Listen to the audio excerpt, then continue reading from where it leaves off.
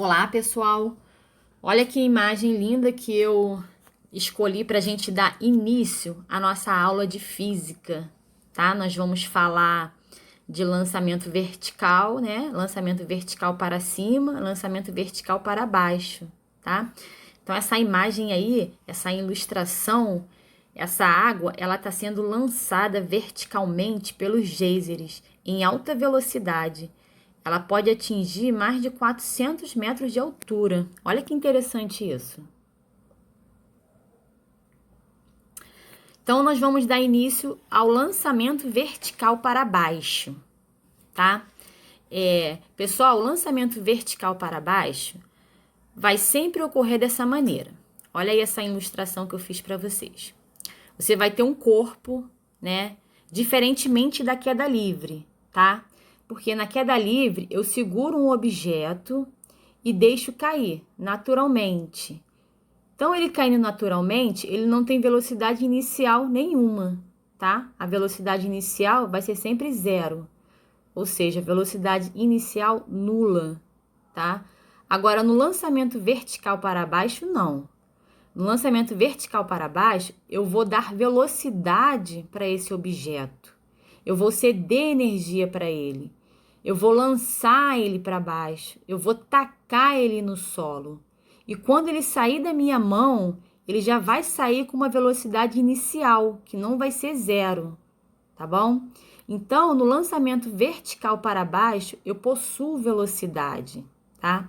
Essa é a grande diferença entre queda livre e lançamento vertical para baixo.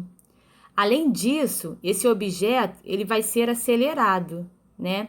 Assim como na queda livre, pela aceleração da gravidade, como vocês viram nas aulas anteriores. Então, a gravidade faz essa velocidade ir aumentando, tá? E se a gente considerar o g igual a 10, essa velocidade vai acontecer o quê? Ela vai aumentar de 10 em 10, tá? Agora olhem aí para essa ilustração. Vamos dizer que essa bolinha preta aí é um objeto, tá? E esse objeto foi lançado para baixo numa velocidade inicial de 5 metros por segundo, tá? Se o g é igual a 10, aumenta de 10 a 10, de 10 em 10, não é isso? Um segundo depois da queda, se ele já iniciou com 5, né? E se aumenta de 10 em 10, qual é a velocidade dele? Vai ser 15, né, pessoal? 2 segundos depois da queda. Se ele já saiu com 5, aumenta de 10 em 10. Então, 2 segundos depois da queda, é o quê? É 25, não é isso, pessoal? O raciocínio é o mesmo usado na queda livre, tá? A única coisa que mudou agora é que agora a gente tem velocidade inicial, ok? Agora, reparem aí nessa ilustração. Vamos dizer que essa bolinha laranja aí é um objeto, tá? E esse objeto foi abandonado de uma certa altura, tá? Reparem aí, pessoal, que eu coloquei essa setinha para baixo, tá? Chamada orientação da trajetória, ok? Então, eu coloquei essa setinha para baixo porque é muito importante e comum nessa matéria a gente adotar uma trajetória, tá? Para baixo ou para cima. Adotando a trajetória para baixo, você tem uma vantagem no lançamento vertical para baixo e no lançamento vertical para cima. Eu, professora Graciane, sempre adoto a trajetória para baixo. Ah, mas por quê, professora? Porque isso, pessoal, facilita muito, tá? Quando eu adoto a seta para baixo, tanto a velocidade quanto a gravidade ficam com os valores positivos. E isso é muito bom, né, professora? Lógico, porque aí você não precisa de esquentar a cabeça com sinal menos, com sinal negativo, ok? Então, voltando para a ilustração, aí esse cara cai, está lá em cima, cai, atinge o solo. Qual é a velocidade final dele? Vai depender, né, pessoal? Depende da altura, depende do tempo da queda, né? Igualzinho lá na queda livre, ok? Agora, pessoal, nós vamos falar das nossas equações, tá? Percebam aí que essas equações, elas são um pouquinho maiores que as equações usadas lá anteriormente. Não é isso? Nas aulas anteriores, vocês viram o MOVE, né? Movimento uniformemente variado. Então, vocês estão reconhecendo essas equações, não é isso? Só que lá no MOVE, no lugar do G, era A. A de quê, professora? A de aceleração, né? Agora é tudo G. No lugar do A, eu coloco o G. Mas por que G, professora? Porque quem reina aqui, pessoal, é a aceleração da gravidade, tá? Não é qualquer aceleração, é a aceleração da gravidade. Mas, pessoal, não tem novidade nenhuma, tá? São as mesmas equações do MOVE, tá? Deixa eu dar uma dica para vocês. Vocês têm que estar bem afiados na matéria de MOVE, tá? Porque se vocês estiverem bem afiados na matéria de MOVE, vocês vão estar bem em movimento vertical para baixo, em movimento vertical para cima, em lançamento horizontal, em lançamento oblíquo, ou seja, vocês vão estar bem em um monte de matéria, tá? Inclusive na queda livre, ok? Agora, vamos falar dessa equação aqui, tá? Ah, professora, quando que eu vou aplicar essa equação? Quando que eu vou usar essa equação? Vocês vão olhar a questão, vocês vão analisar a questão, né?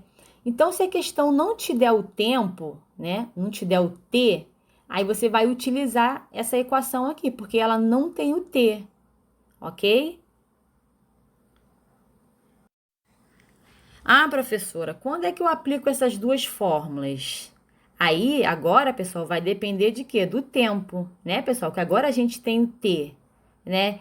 Então, eu preciso de quê? Do tempo para calcular elas, né? Porque sem o t, eu não faço nada. Então, a questão tem que te dar o t para você utilizar uma dessas duas equações aí, tá? Vocês fiquem de olho, por quê? A questão, ela vai te dar a velocidade inicial e ela vai te dar o tempo.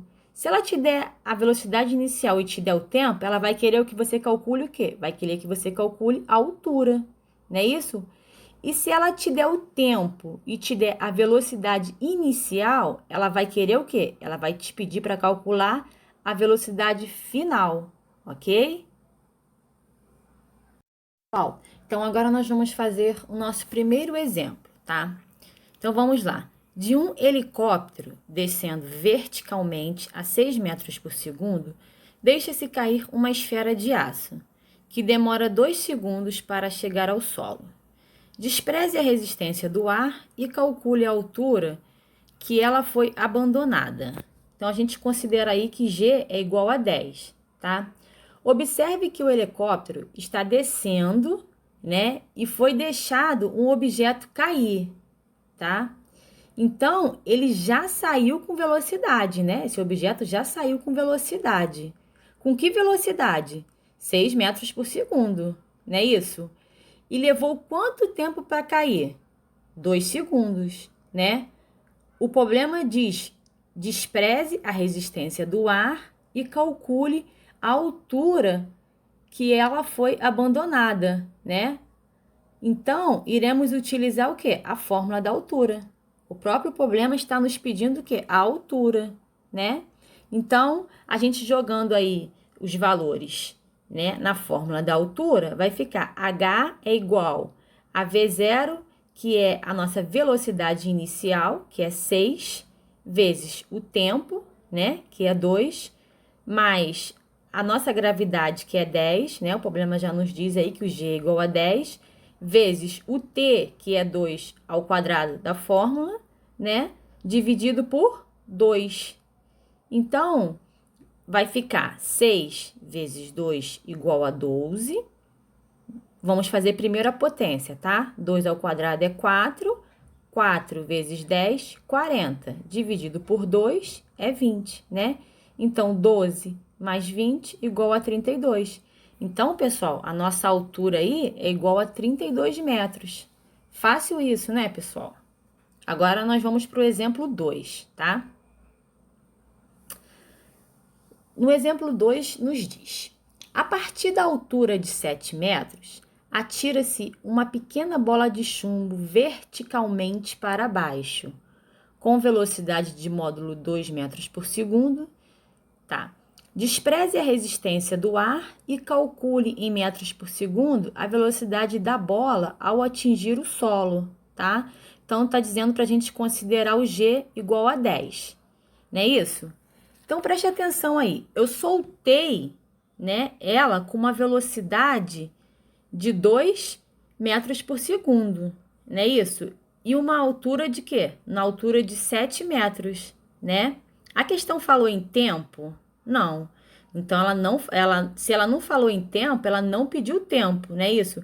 Então, eu irei utilizar o quê? A fórmula que não tem o t, né? Que é essa fórmula aí. V ao quadrado é igual a velocidade inicial ao quadrado, mais 2 vezes g, vezes a nossa altura, não é isso? Então, substituindo os valores nesta fórmula, vai ficar V ao quadrado é igual a 2 ao quadrado, né? Nossa velocidade inicial é 2, mais 2 vezes, esse 2 é da fórmula, vezes o nosso G, quem é o nosso G? É 10, né? O problema já nos diz que o nosso G é 10, vezes a nossa altura, não é isso? Então, resolvendo a nossa potência, 2 ao quadrado é 4, né?